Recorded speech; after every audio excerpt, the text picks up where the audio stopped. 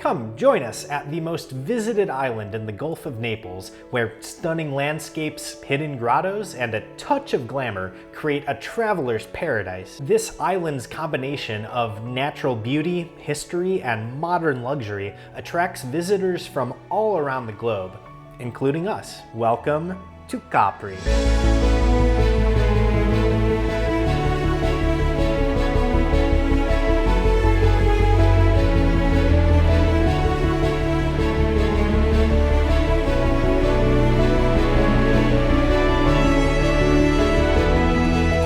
So at this point in our adventure, we had been going pretty hard on the sightseeing. We had just had 2 very long days all over the Amalfi Coast, and now we had to wake up at 6 a.m. to catch the first ferry to Capri. It is 6:30 a.m. here in Naples, and we are headed to a ferry. I was up to 1 a.m. doing laundry, and I am exhausted. We got to the ferry port an hour before departure, like it said to do on the ticket, which was way too early. Well, now at least we know for next time. I'm not a huge coffee drinker, but getting an espresso during that downtime really saved my morning. Much better. And then it was time to set sail into the sea. The island looked incredible, even from the ferry, with signs of civilization down below, topped with dense patches of trees and glorious limestone cliffs. As we walked off the ferry, as exhausted as I was, I knew this was gonna be a great day. We went into this day with absolutely no plan. The only activity I sort of knew about was the Blue Grotto, but after asking around, we learned that it was closed that day due to high tides, which is apparently pretty common. So we wandered into various tourist centers and ticket offices and booked the cheapest boat tour we could find, which was gonna spend an hour taking us around the perimeter of the island. With a mostly clear sky, letting the sun shine through wispy white clouds onto an incredibly blue sea, this was the perfect day for a boat tour. For the first part of the tour, everything was in shadows, but then there was that oh my god moment when we turned a corner and all of the cliffs were bathed in direct sunlight. For the rest of the tour, the colors were so vibrant, with all the green trees and some patches of beautifully turquoise water still clear enough to see the rocks at the bottom. Even the gray stone cliffs had enough texture to make them wonderful to gaze at. As far as islands go, this one is pretty tiny, but being at the bottom of those massive cliffs made me forget how small it was for a few moments. Although honestly, the best cliffs weren't even on the island itself. There were these stunning Faraglioni rocks coming out of the water just off the coast that looked spectacular, especially when you're going through the middle of one. You're supposed to kiss your partner for good luck as you go through the archway, and they did a little countdown for all the couples.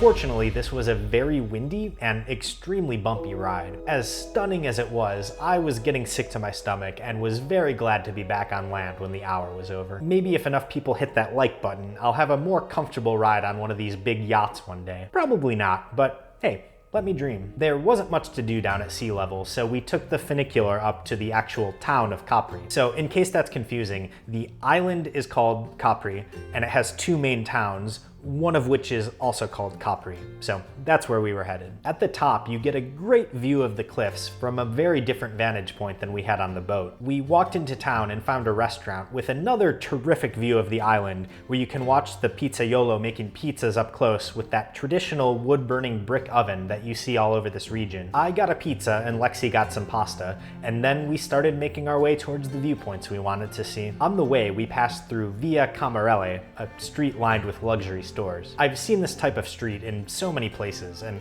honestly, I really don't care about any of these stores. But this street really stood out nonetheless. The tree-topped hill rising up past one end of the street, the tall, skinny trees rising above the other end, and the leaves and flowers hanging over some of the buildings made this a really lovely walking street. I'm more into art galleries than clothing stores, and the one we walked into definitely didn't disappoint. I am also a huge fan of this piece out in the open for everyone to enjoy. The crowded, wide streets and squares turned into narrow sidewalks as we walked away from the town, and this is when I really started to appreciate the island. There's just something I love so much about walking next to a stone wall on a skinny street surrounded by so much greenery, and also cacti, which is not really something I expected to see here. As we got even farther outside of town, the walls got a lot shorter as we got into the more foresty part of the island. And after not too long, we made it to one of the most popular viewpoints on the island, the Arco Naturale, or Natural Arch,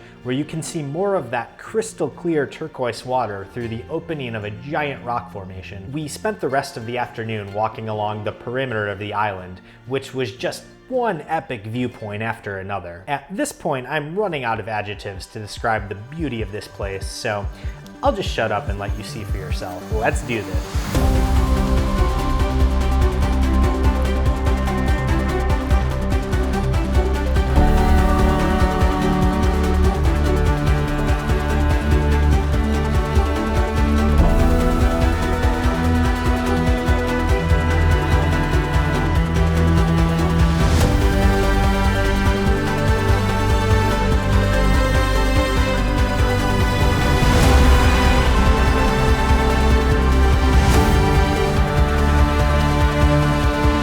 Now, as gorgeous as all this scenery was, the afternoon wasn't quite as relaxing as it looks. There was a lot of going up and down for hours. Playing the actual audio here might paint a more realistic picture.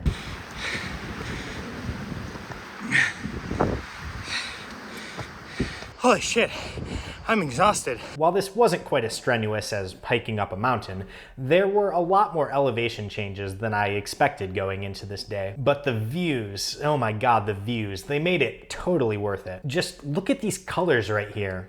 Okay, enough talking, back to the montage.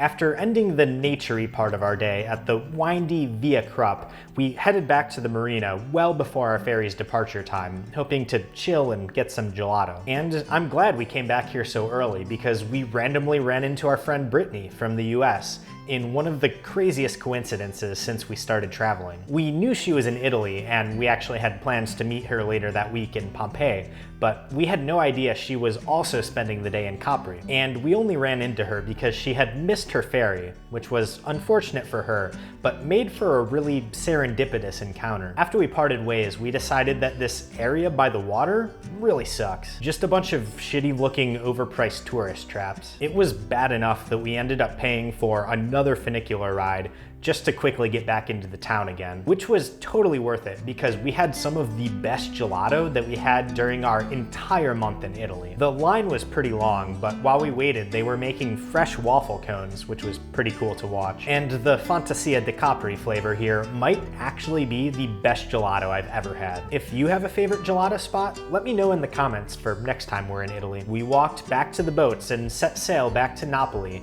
reflecting on this little adventure we had. I was exhausted going into this day, and all the elevation changes while walking certainly didn't help, but the scenery we saw while walking along the eastern edge of this island made it well worth the trip. This was one of those times where I really wish we had 2 or 3 more days to properly explore this place. Accommodations on this island can get pretty expensive, especially for a dog-friendly place during tourist season, so we just went here as a day trip. And because of that, we missed the entire western half of the island. I thought the actual actual town of Capri, which is just a small part of the island, was nothing special. Just a super crowded place that seemed a little too pristine and mostly built around tourism. We both would have loved to see Capri, the other main town of the island on the western half, that's supposed to be more laid back and have a more authentic feel. Another thing we missed out on was the Blue Grotto because of the rising tides, which looks incredible from the photos I've seen on the internet. But hey, that just gives us more to look forward to if we ever make it back here someday. And it's okay that we weren't able to see everything we wanted because we had almost an entire month in Italy, and we went on so many awesome trips in this region and also farther north. So subscribe to the channel to see the rest of our adventures around the country, and I will see you in the next one. Gobble, gobble. Gobble, gobble. Gobble, gobble. Gobble, gobble.